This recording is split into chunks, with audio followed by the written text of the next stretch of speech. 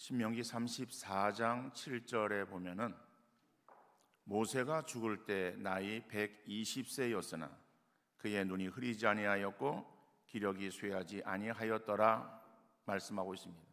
모세가 120세까지 살았는데 그 모세의 생애를 크게 세 부분으로 나눌 수가 있습니다. 그래서 이 모세의 생애에 대해서 D.L. 무디는 이렇게 설명을 하고 있어요. 첫 번째 40년 동안은 모세가 스스로 대단한 인물인 줄 알았다는 것입니다. 그도 그럴 것이 이 모세가 바로의 공주의 아들로 양자로 영입이 되어 가지고 그래서 이 왕궁에서 당대의 최고의 학문을 공부하고 또 부귀영화를 누렸으니까는 얼마나 프라이드가 대단했겠어요. 그러나 지식이 풍부하다고 해서 성숙한 신앙이라기보다는 아직 이 모세에게 있어서는 미숙한 그러한 단계였습니다.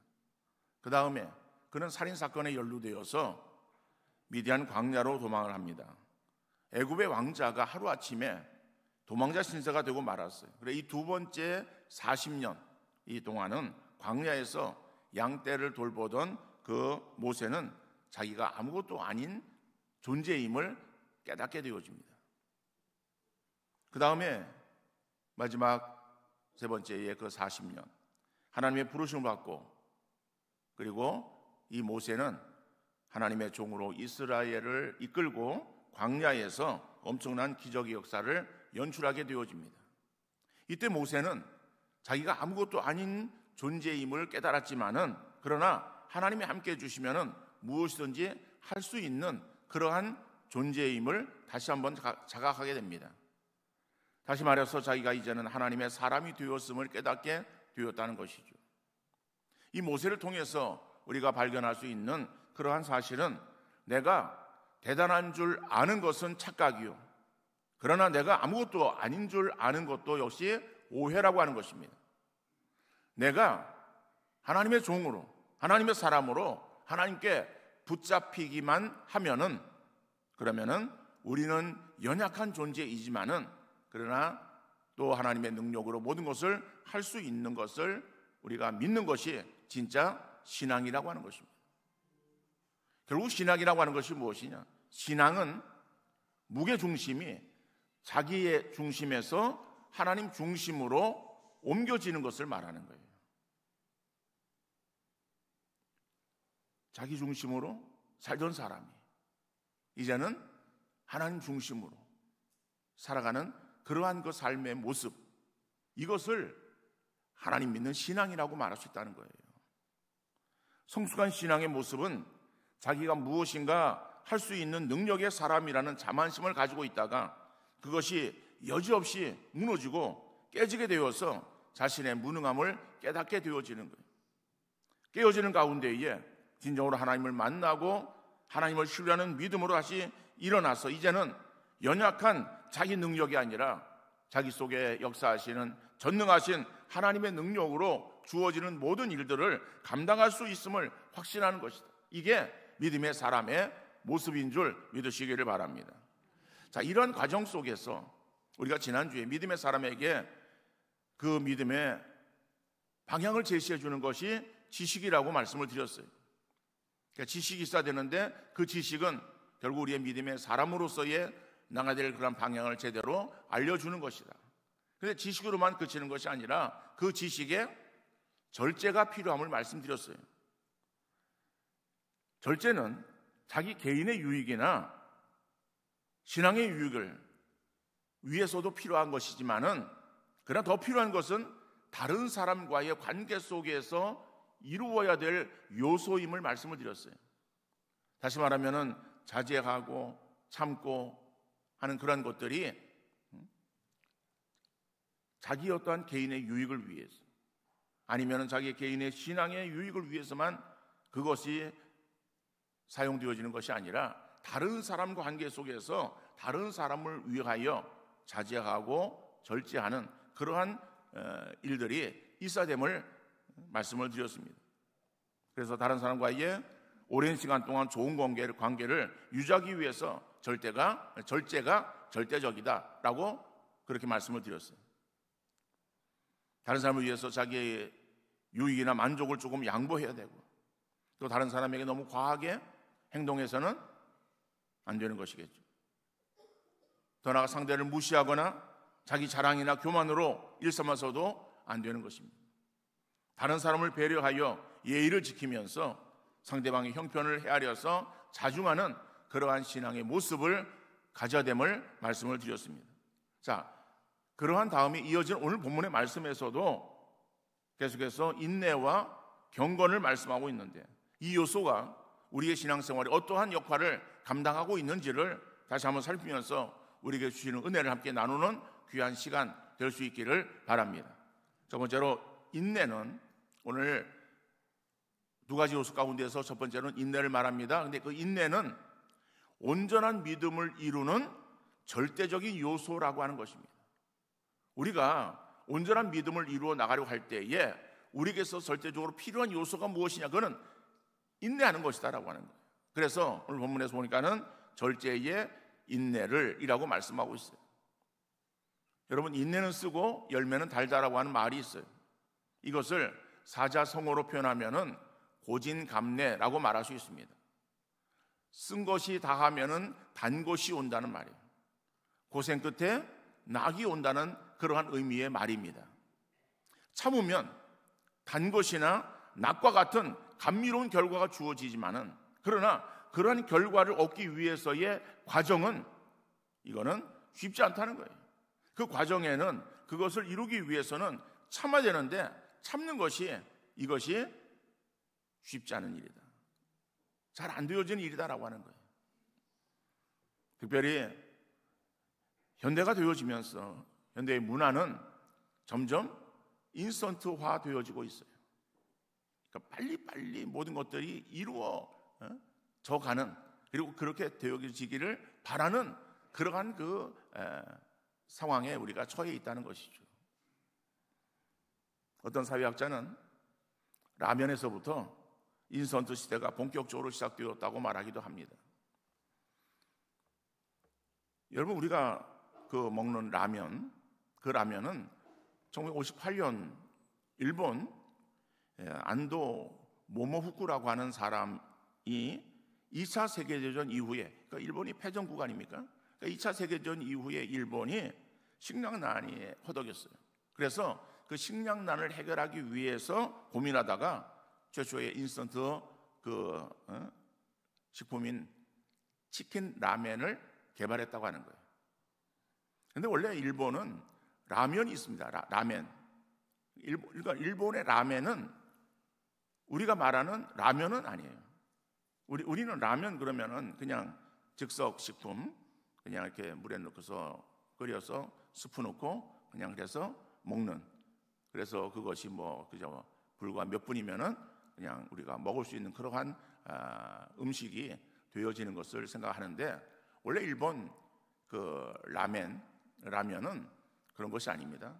그들에게 있어서의 라면은 그 육수를 내기 위해서 닭뼈나 아니면은 돼지뼈 같은 그러한 뼈를 밤새 우리는 거예요. 고는 거예요. 그래서 고아서 국물을 만들어 놓고, 그 국물에다가 그다음에 그 사람들이 이제 밀가루로 면을 만드는 거죠. 발효시킨 그러한 그 면들을 해서, 그래서 면을 뽑아놓고 그 면을 삶아서, 그래서 삶은 면에다가 육수를 부어서 그 위에다가 고명을 얹어주는 거예요. 그러니까는 우리의 우동 같은 그러한 그 음식이 라면이에요.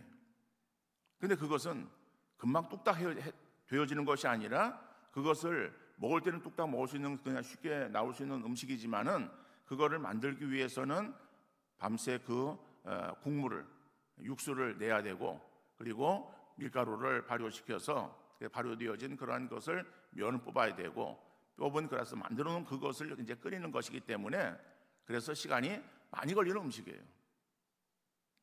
그러니까는 정성과 시간이 많이 걸리기 때문에 아예 그냥 그 면을 기름에 튀겨서, 튀긴 면, 그 다음에 거기에다가 이제 MSG 조미료, 인스턴트 그러한 어떠한 스프를 넣은 그 라면을 개발하게 되어진 것이죠. 그런데 일본에서 태어난 라면이 세계에서 가장 많이 팔리는 나라는 일본이 아니라 우리나라예요. 세계 인스턴트 라면 협회라고 하는 그 단체에서 발표에 의하면은 전 세계 라면 소비국 중에서 단연 1위가 우리나라고, 한국인 1인당 라면 소비량은 74.1개라는 거예요. 우리 나이 드신 분들은 라면을 그렇게 많이 먹지 않습니다. 안 좋아하는 사람들도 많이 있는데 젊은 사람들에게 있어서 라면은 굉장히 아주 좋은 구미가 당기는 그러한 요리 음식 아닙니까? 라면을 우리나라가 굉장히 많이 먹어요. 그러니까 전 세계에서 라면이 많이 팔리고 또 인스턴트 식품이 제일 많이 팔리고, 그 다음에 공항 들어올 때에 수속을 가장 빨리 할 수 있는 나라. 전 세계에서 빨리빨리라고 하는 말을 가장 많이 쓰는 나라. 역시 우리 대한민국이에요. 그만큼 우리나라 사람들이 참을성이 없고 성격이 급하다는 것을 말하는 것 같은데, 성질 급한 데는 이 크리스천이라고 예외는 아니에요. 우리가 신앙생활 행하면서 기도 응답이나 하나님의 역사를 이루어갈 때에 우리가 어떤 마음을 갖습니까? 속전속결이에요. 기도하고 그리고 돌아서면은 뭔가 하나님께서 바로 응답해 주시는 그런 어떤 역사를 우리는 기대하고 있다는 거예요. 마치 동화 속에 나오는 이 도깨비 방매를 들고서, 그죠? 금 나와라 뚝딱 그러면 금이 막 우수수 쏟아지고, 은 나와라 뚝딱 그러면 은이 쏟아지는 그런 어떠한 그 일들이 하나님께로부터 우리에게 주어지기를 바라는 마음으로 우리가 신앙생활을 이루고 있는 거예요. 우리가 이론적으로는 하나님의 일은 하나님의 때에 이루어진다라고 하는 것을 알면서도 실제 생활에 있어서는 그러지 못하고 굉장히 조급해합니다. 우리의 조급함과 서두름이 하나님의 역사를 방해하고 그러실 때가 참으로 많이 있어요. 우리가 하나님보다 앞서지 말아야 된다는 것을 잘 알면서도 어느새 우리의 생각이나 계획은 저만치 앞서가고 있어요. 하나님의 뜻을 따르기보다는 내가 앞서서 행하면서 내가 모든 것들을 계획하고 내가 생각에 치우쳐서 앞서 행할 때에 하나님께서 뒤따라와 주기를 바라는 거예요. 뒤따라와 주면서 우리의 모든 그런 것들을 다 뒤치다거리 해주기를 바라는 그러한 그 마음으로 우리가 신앙생활을 행하고 있다는 거예요. 그리고 우리는 말로는 우리가 하나님의 종이라고 말해요. 우리의 주인은 하나님이시라고 고백해요. 근데 실상 우리의 신앙생활 속에서는 주종이 바뀌었어요. 내가 주인이고 그리고 하나님은 나의 종이 되어서 나의 모든 것들을 내가 원하는 대로 이루어 주시는 그러한 분으로 그렇게 생각하며 우리가 기도하고 신앙생활을 행하고 있다는 거예요. 이러한 조급함, 이것이 하나님의 일을 그르치고 하나님의 일을 방해할 때가 얼마나 많은지 모릅니다. 사무엘상 13장에 보면은 이 사울이 이 블레셋을 칩니다. 블레셋은 이 이스라엘의 그 옆에 인접한 그런 국가예요. 근데 이 블레셋은 호시탐탐 이스라엘을 괴롭힌 나라예요.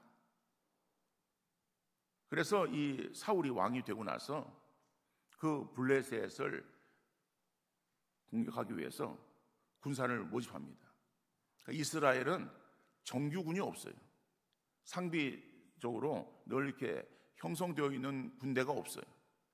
그냥 필요하면은 모집해서 군대로 형성하는, 오늘날로 말한다면 예비군 같은 그러한 형태의 군대입니다. 그래서 사람들을 모아서 한 3,000명이 되어지는 3,000명 정도의 사람들로 군대를 형성합니다. 그래서 2,000명을 사울이 인솔하고 1,000명을 그 아들 요나단이 인솔해요. 그래가지고 블레셋의 국경 수비대를 공격하는 거예요. 자, 그래서 이 블레셋이 공격을 받고 나서 가만히 있는 게 아니라 거기는 군대가 있어요. 군대를 더 보강해가지고 그래서 마병이 3만, 마병이 6천, 병거가 3만, 그 다음에 일반 보병들, 뭐 이루 헤아릴 수 없는 수많은 사람들로 해서 대규모의 군대를 꾸려가지고 이스라엘을 치러 오는 거예요. 자, 이스라엘을 치러 오니까는 그 적은 그러한 그 군대가 그 많은 사람들을 지금 이제 맞붙어서 맞서 싸워야 되는 거예요. 자, 그런데 이스라엘에 있어서는 전쟁을 치르기 전에 하나님께 제사를 드려요. 그래 하나님께 물어요, 제사장이. 그래서 전쟁에 나가서 싸워야 되겠습니까? 라고 하는 것을 물어서 하나님의 응답을 받고 그리고 전쟁을 치르는 거예요. 사무엘에게 통보합니다. 그래서 어떠한 정한 기간을 해놓고 나서 그 다음 기다리는 거예요. 기다리는데 지금 수적인 열세에 놓여 있어, 이스라엘은 지금. 그렇기 때문에 백성들이 어떠한 싸울 그런 태세를 갖추면서 어떠한 싸우자는 그런 어떤 사기가 붙어 있는 것이 아니라 지금 그 적군의 위용에 눌려가지고 숨어 있는 거야 지금. 뭐 숨기 바빠요. 그 바위 틈, 숲을 이런 데 막 그냥 다 숨어 있는 거예요. 숨어 있으면서 사무엘 오기를 기다리는 거예요. 근데 사무엘이 오는 걸 더디는 거예요. 더디다 보니까는 사람들이 하나둘씩 빠져나가는 거예요. 도망가는 거예요, 군인들이. 그러니까 그러다 보니까는 이 전쟁에 있어서 싸울 만한 군대가 없어질 것 같아가지고 조급한 마음에 사울이 제사를 지냅니다. 사울은 왕이에요. 왕은 제사장이 행해야 되는 제사를 드릴 수가 없었어요. 드릴 수 없음에도 불구하고 지금 사태가 너무 지금 심각하다라고 판단한 이 사울이 자기가 제사를 집전하는 거예요.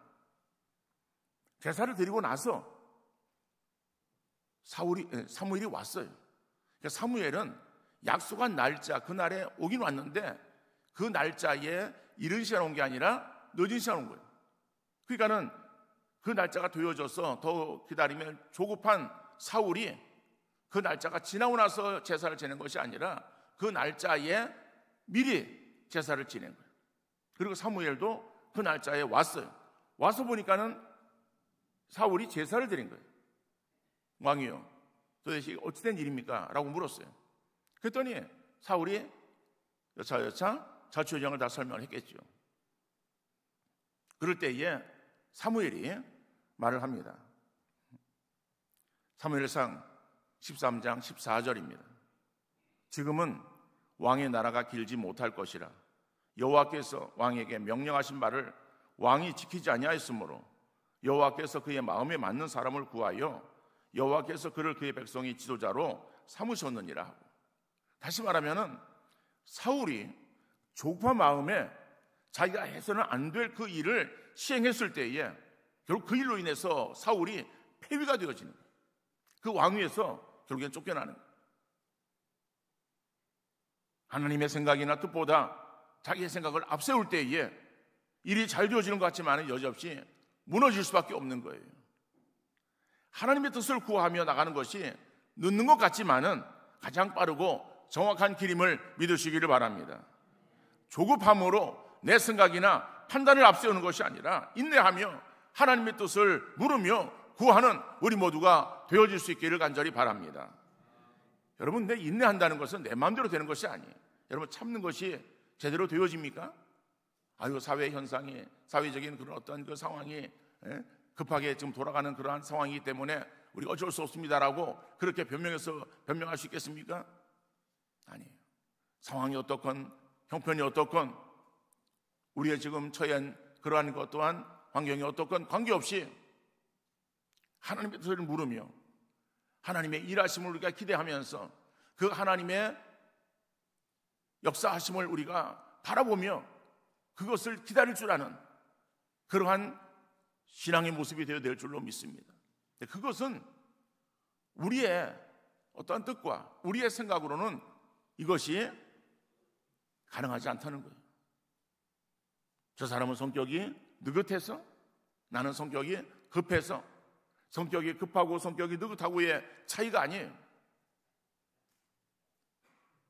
신앙의 문제. 그래서 인내한다는 것, 참는다는 것, 이것을 성령의 열매 가운데의 하나로 규정하고 있습니다. 갈라디아서 5장 22절 보면은 오직 성령의 열매는 사랑과 희락과 화평과 그 다음에 오래 참음과 자비와 양성과 충성이라고 말씀하고 있어요. 여러분, 오래 참는 거, 인내하는 거 성격적으로 되는 것이 아니에요. 성령의 열매예요. 그래서 우리가 정말 내가 예수 그리스도를 구주로 믿어 하나님의 자녀가 되어진 사람들은 내 안에 성령이 있어서 성령이 나로 하여금 예수를 주라고 고백하게 하신 줄 믿으시길 바랍니다. 그러니까 우리 안에 성령이 계시는 사람이에요. 내주하시는 성령이 계시는 거예요.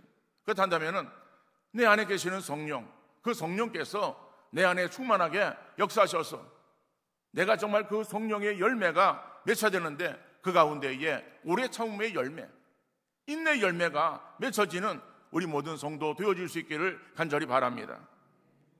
인내는 사람의 성격적인 부분을 말하는 것이 아니라 믿음의 사람의 신앙의 요소라고 하는 것을 기억하면서, 여러분, 나는 성격이 급해라고 하는 그러한 것으로 합리화시키지 마시기를 바랍니다. 성격 급한 사람들 정말 이 일은 힘들어요. 잘 안 돼요. 안 되니까는 하나님께 더욱더 기도하는 거예요. 하나님, 나를 다스려 주옵소서. 나를 진정시켜 주옵소서. 성령이여, 나를 통제하여 주옵소서. 내가 인내의 사람이 되어지기를 원합니다. 기다릴 줄 아는 사람이 되어지기를 원합니다. 내 마음대로 안 되고 급한 마음의 일을 서두르기 쉽지만은 믿음으로 자제하며 하나님의 뜻을 겸하게 물으며 나가는 귀한 신앙의 사람들 되어질 수 있기를 간절히 바랍니다. 두 번째로 경건을 말하고 있어요. 근데 경건은 믿음의 과정이 아니라 결과물이다라고 하는 거예요. 경건이라고 하는 것은 어떠한 과정이 아니라 마지막에 이루어야 될 그러한 결과적인 요소임을 말하고 있습니다. 그리고 6절에 인내의 경건을 이라고 말씀하고 있어요.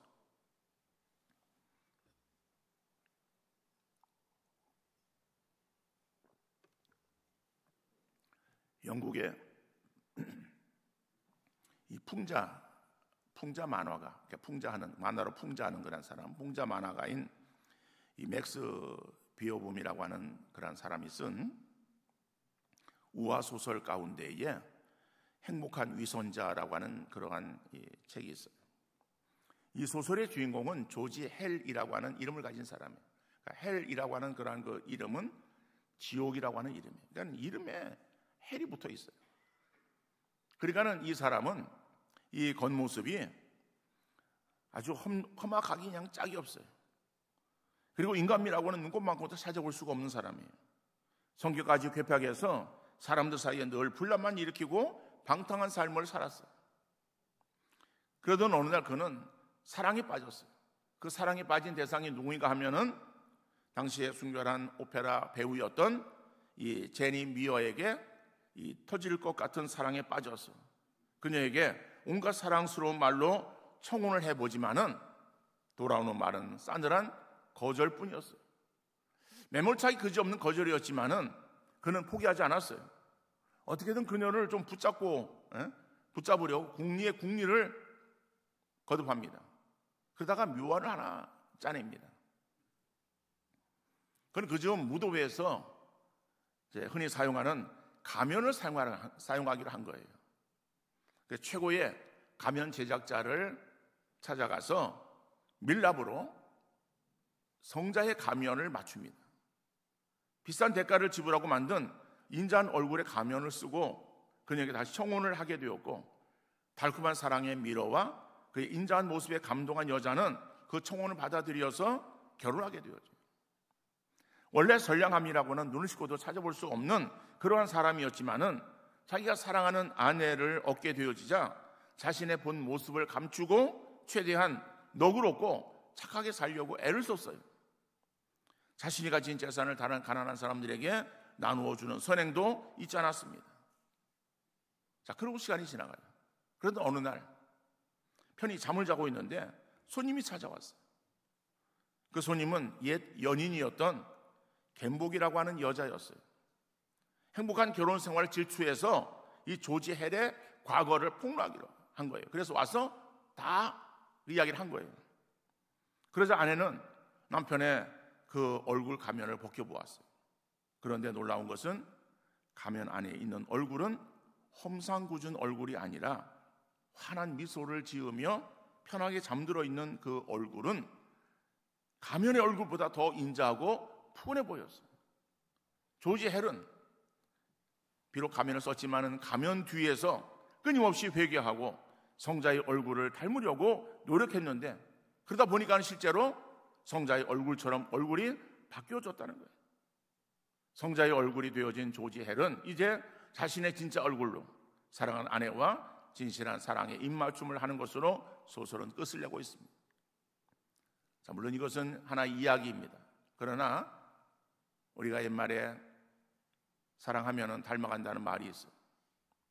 사랑하는 만큼 사랑하는 사람의 행동이나 말투나 행동 습관 등을 따라하게 되어지다 보면은 조금씩 그 사랑하는 이의 행동을 닮게 되어지고 습관도 닮게 되어지고 말투도 닮게 되는 거예요.